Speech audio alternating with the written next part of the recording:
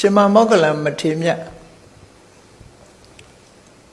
ကံကြမ္မာငင်းလာတဲ့အချိန်မှာကာလတိလာဆိုတာ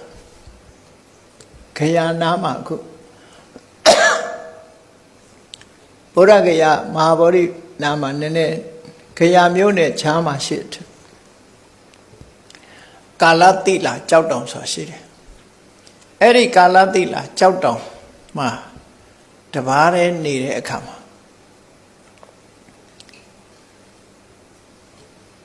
မုန်းတိတဲ့ပုဂ္ဂိုလ်တွေကပတ်စံပေးပြီးတော့လူသားသမား900ကိုလွတ်တယ်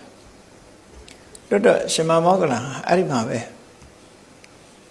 လူသားသမား900လက်ချက်နဲ့အသက်ခံရရတယ်ဆိုပါစို့အဲ့ဒီအသက်ခံရတဲ့အချိန်ဟာ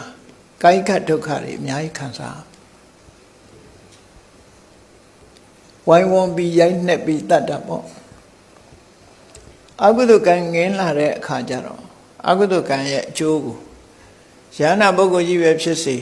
ခန္ဓာရှိနေလို့ရှင်ခံရသေးတယ်ပေါ့ခန္ဓာရှိနေသည့်အတွက်ကြောင့်အတိတ်ကကံက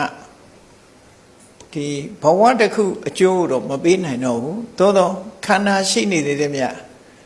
သူ့ရဲ့အကျိုးဆက်ကျန်နေသေးတယ်အဲ့ဒါကြောင့်မို့လို့ရှင်မမောဂလန်လူသက်ခံရ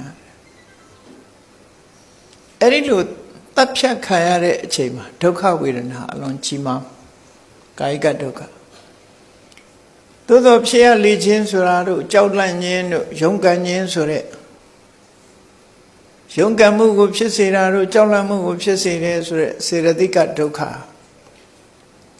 ရှင်မောဂလန်မှာမဖြစ်ခဲ့ဘူးတဲ့ရှင်မောဂလန်မှာမဖြစ်ခဲ့ကာယကဒုက္ခတော့ဖြစ်တယ်စေရတိကဒုက္ခအနေနဲ့မဖြစ်ဘူးလို့အဲ့တော့ယန္နာပုဂ္ဂိုလ်တွေမှာအခုလိုပဲကာယကဒုက္ခတော့ဖြစ်တယ်စေရတိကဒုက္ခမဖြစ်ဘူးလို့ဘာကြောင့်ကာယကဒုက္ခဖြစ်တာတော့လို့ဆိုတာကာယကဒုက္ခဖြစ်စေနိုင်တဲ့အကြောင်းတရားတွေမပြတ်သေးလို့ဒါပြင်ကာယကဒုက္ခဖြစ်စေနိုင်တဲ့အကြောင်းတရားဆိုတာဘာလဲခန္ဓာကိုယ်ကြီးရှိနေသေးလို့ဒီလိုဆိုလိုတာပေါ့